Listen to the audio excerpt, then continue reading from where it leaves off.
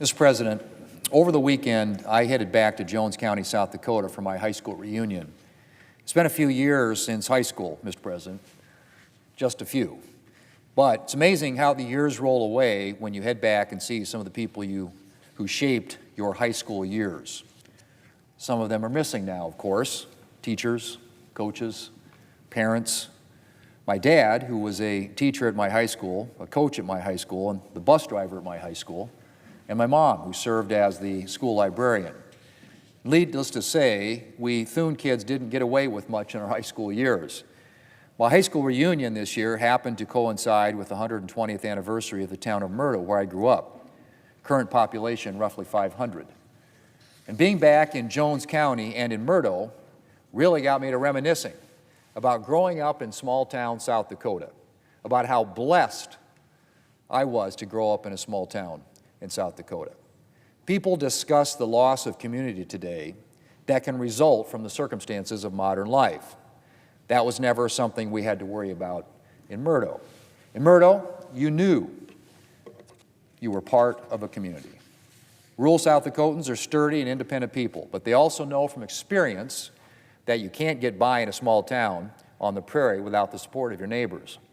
And when someone was in need in Myrtle, the whole town rallied around to help, whether it was an unexpected death in the family or the collapse of a barn roof. We celebrated with each other, too, whether it was a harvest, 4th of July, pheasant season, and the whole town swelled with pride at one of its kids' achievements. I carry the sense of community and belonging I had growing up in Myrtle with me to this day, and I carry those small-town South Dakotans with me in a special way in my work here in Washington.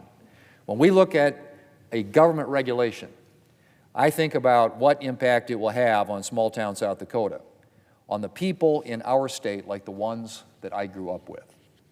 Is it going to lighten their burden, or is it going to add new challenges on top of those they already face? Agriculture is the lifeblood of our state. It's the lifeblood of Myrtle as well. Farmers and ranchers have a tough job, back-breaking work in all weathers, work that can be destroyed in an instant by a storm or a flood. I want to ensure that Washington isn't making their life even tougher than it is already. That's why I've fought for things like the elimination of the death tax so that farmers and ranchers can hand down the family enterprise to their kids and don't have to spend time and money on costly estate planning.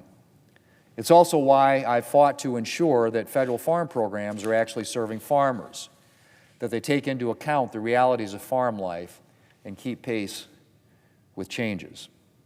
You can bet that I had small-town South Dakota in mind when I fought to pass the Tax Relief and Hardworking Americans in the Tax Cuts and Jobs Act. And then when we made that new tax relief permanent in the working families tax cuts just last year. I think a lot of my political beliefs have their roots in growing up in Myrtle, from a belief that government ought to be limited and that if a matter can be handled at the state or local level, it should be, to my understanding of the importance of freedom and the individual responsibility that comes with the freedoms that we enjoy.